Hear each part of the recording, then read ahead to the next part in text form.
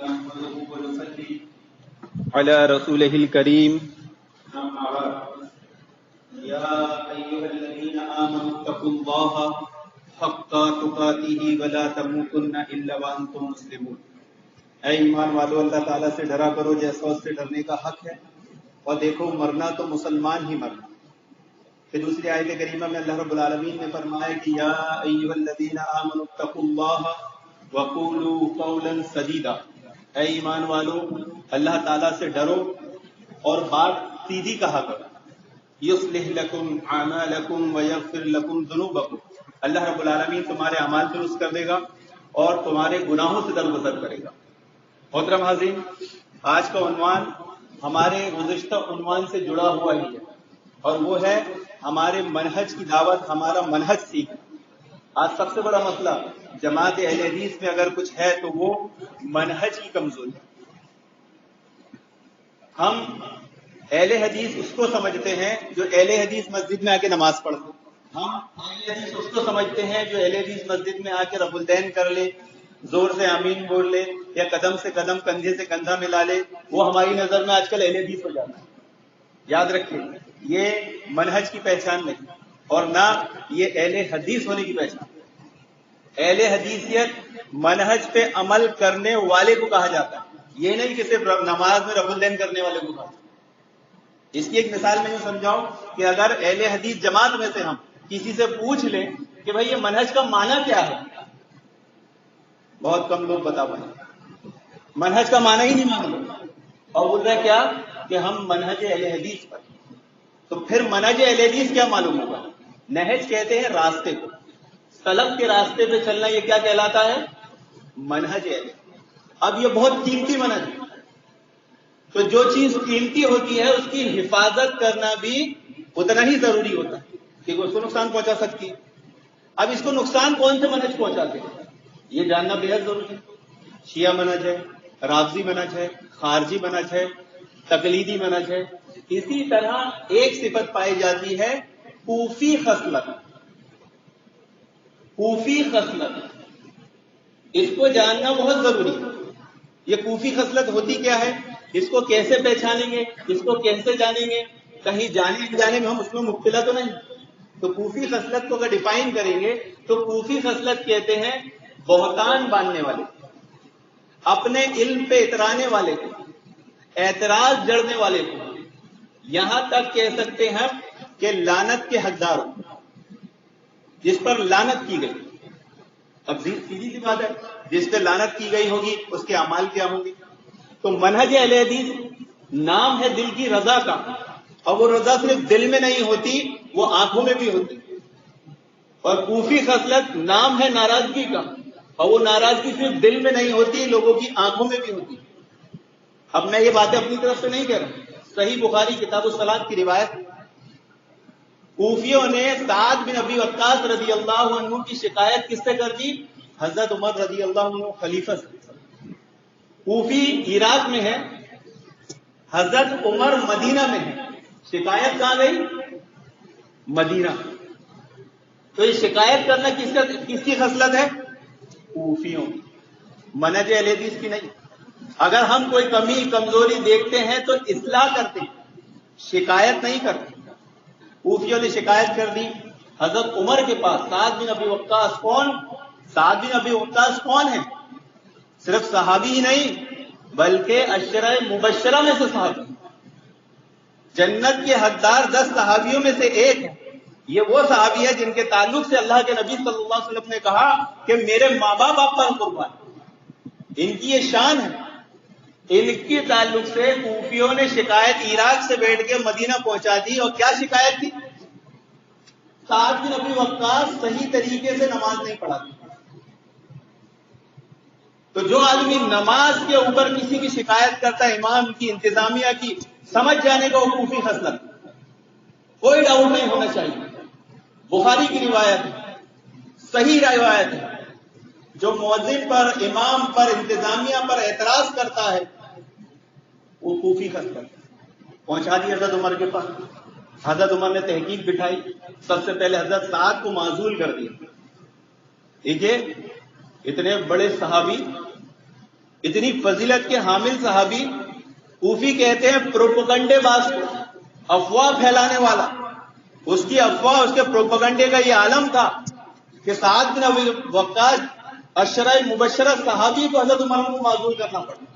تو آج پروپگنڈے میں کسی کے خلاف کچھ کیا جائے اور اس کو ہٹایا جائے تو کوئی بہت بڑی بات نہیں. آج تو پرفکر دور ہے.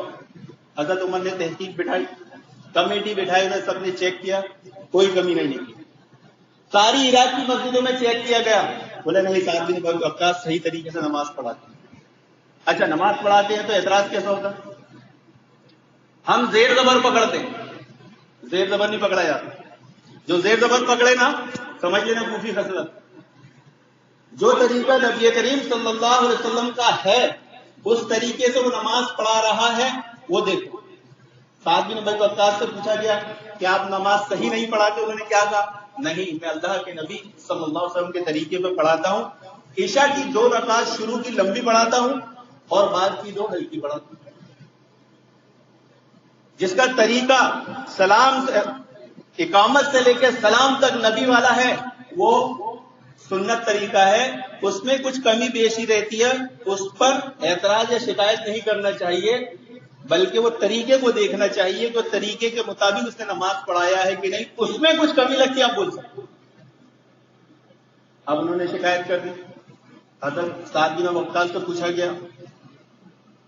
جب ساری مسجدیں چیک ہو گئی، ایک مسجد بچی، وہاں ان کی ٹیم گئی صحابہ کی. پوچھا بھائی سعد بن ابی وقاص صحیح طریقے سے نماز پڑھاتے ہیں نہیں پڑھاتے؟ تو وہی شخص جس نے شکایت بھیجا تو وہ کھڑا ہو گیا. کیا کہتا ہے؟ نہیں، یہ صحیح طریقے سے نماز نہیں پڑھاتے، یہ مال غنیمت صحیح طریقے سے بانٹتے نہیں ہیں، یہ جہاد میں بھی صحیح طریقے سے جاتے ہیں. ایک نہیں اتنے سارے الزام کر دیے. اب ہوا کیا؟ سعد بن ابی وقاص کوئی اچانک آپ پہ الزام لگا دے، آپ کیسے صفائی پیش کرو گے؟ ٹائم لگتا ہے نا. انہوں نے اللہ کے حضور ہاتھ اٹھایا، دعا کی، اے اللہ اگر یہ تیرا بندہ سچا ہے تو ٹھیک، اگر جھوٹا ہے تو اس کو خوب لمبی عمر میں، اس کو خوب محتاج بنا، اس کو خوب فتنوں میں مبتلا کرنا. کتنی دعائیں کی؟ 3. تو جو کوفی خصلت کا دکھے اس کے تعلق سے بد دعا کرنا بھی صحابہ کا طریقہ. ہم اسے مسلمان سمجھ کر چھوڑ دیتے ہیں، نہیں چھوڑنا چاہیے، کیونکہ یہ لوگ ہی سب سے زیادہ جماعت جمعیت کو نقصان پہنچاتے ہیں. سعد بن ابی وقاص سے 3 دعائیں کی، تینوں دعائیں ثابت ہو گئی. تینوں دعائیں اللہ رب العالمین نے قبول کر دیا. وہ اتنی لمبی عمر پایا کہ اس کی پلکیں جھک کر یہاں پر آ گئی. جو بوڑھے لوگ ہوتے ہیں آپ دیکھتے ہو نا، ان کی پلکیں جھک جاتی ہے. وہ اتنا کلاش تھا، بھیک مانگا کرتا تھا. اتنی عمر میں بھی وہ لڑکیوں عورتوں کو چھیڑا کرتا. دعا کرتی لمبی عمر دے، محتاج بنا، فتنوں میں مبتلا. تینوں چیزیں کیا پائی گئی اس میں؟ لمبی عمر مل گئی، بھکاری بن گیا اور عورت بازی میں لگ گیا.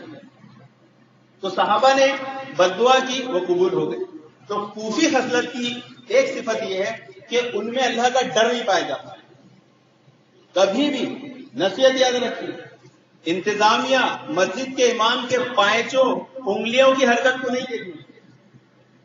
دیکھتے ہو نا امام صاحب نماز پڑھا رہے تھے، ان کے پائے کے ٹکنے سے پیچھے لگتے.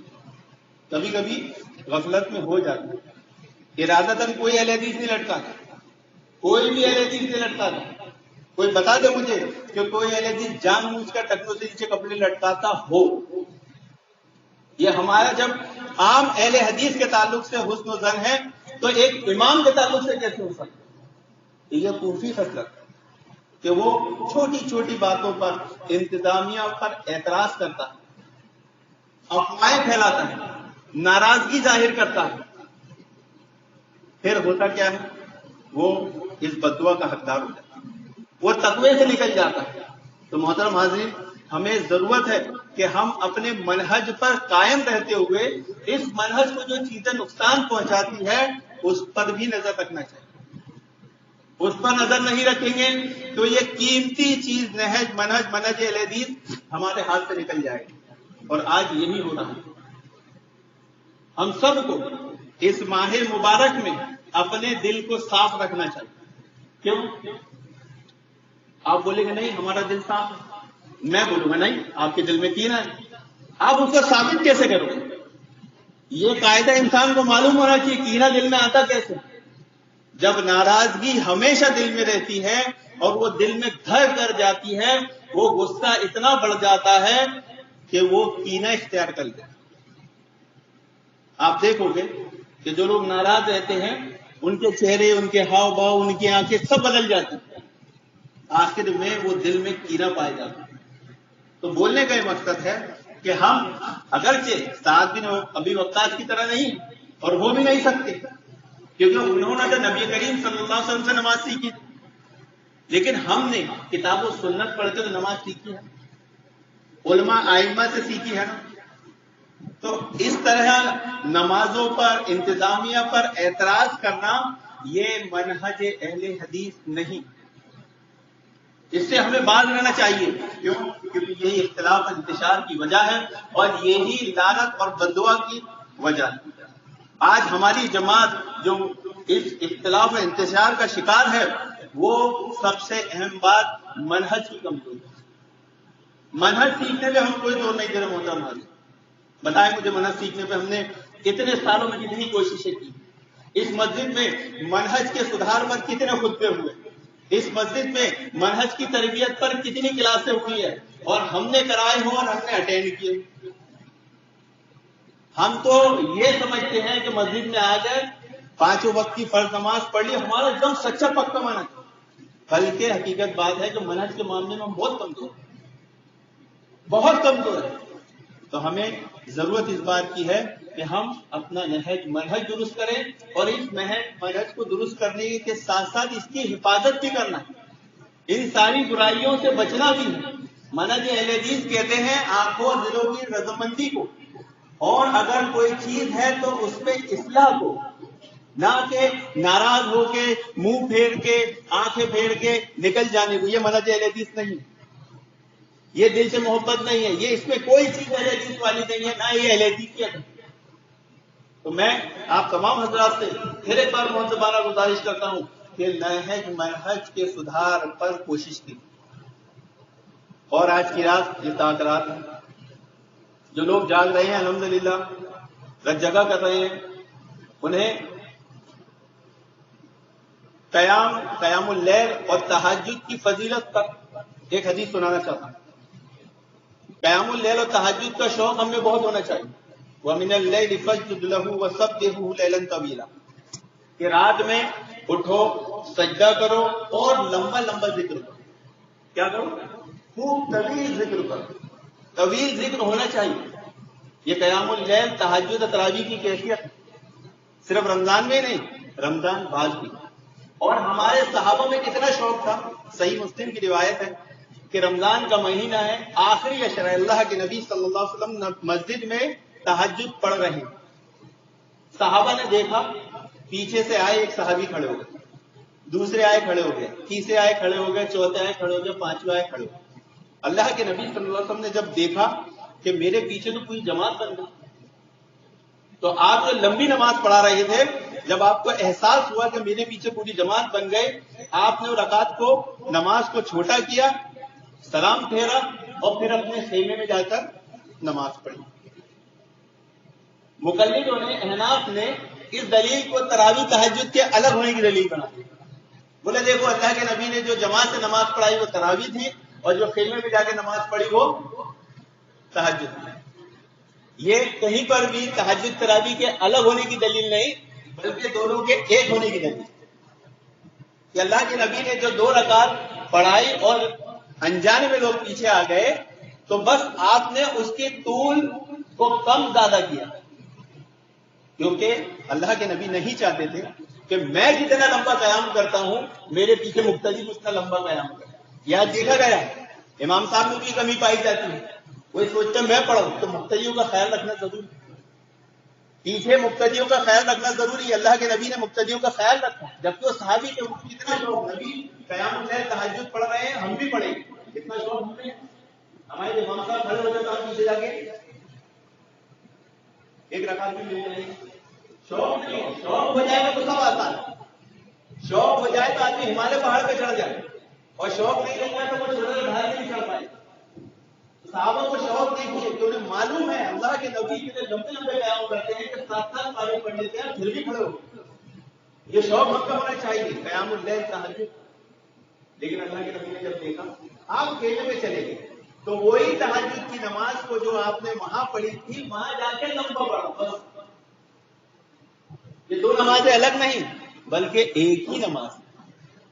ایک نماز کی کیفیت ہے کہ وہاں 2 رکعت پڑھ رہے تھے لمبی, صحابہ کو پیچھے دیکھا تو چھوٹا کر دیا, پھر اکیلے میں جا کے خیمے میں جا کے واپس لمبی شروع کر.